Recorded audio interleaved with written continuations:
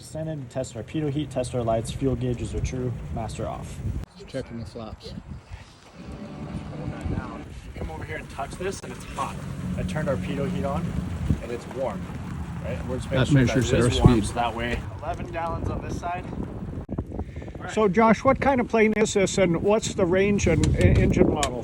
So this is a Cessna 172 Mike model. It's a 1976, 180 horsepower, carbureted engine. It's not fuel injected. It's a phenomenal little plane.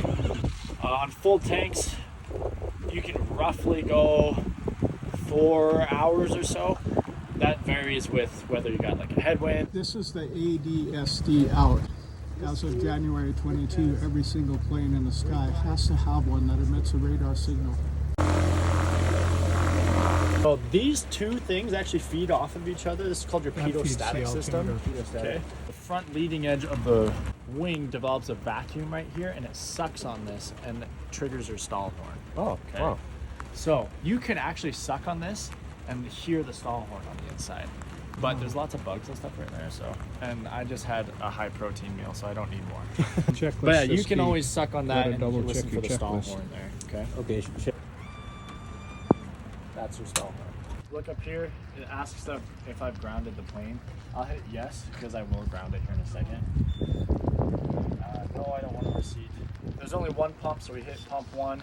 Hour and a half, we need to have 15 gallons of fuel, plus a half-hour reserve, which is another 5 gallons. So we need to have 20 gallons of fuel in order for us to be legal and within the VFR fuel requirements. Each tank has 24 gallons, and 24 part of the usable process gallons is to between. make sure that there's no birds or anything in here and that the alternator belt is secure. Carb heat is off. In is off right here, okay? Okay. Beacon, BCN, on. Okay. Mixture right here is full rich, all the way in, okay? Okay.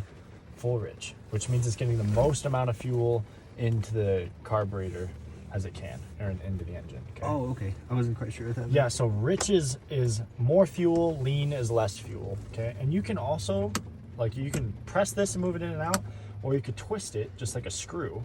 So twist in for rich, twist left for lean. It's just like lefty loosey, righty tighty. Okay? All right. Okay.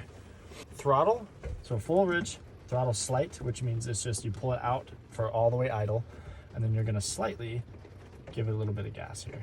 Okay, so now it has fuel flow into the engine. Okay, and then you're gonna come over to the primer. The primer's on that side.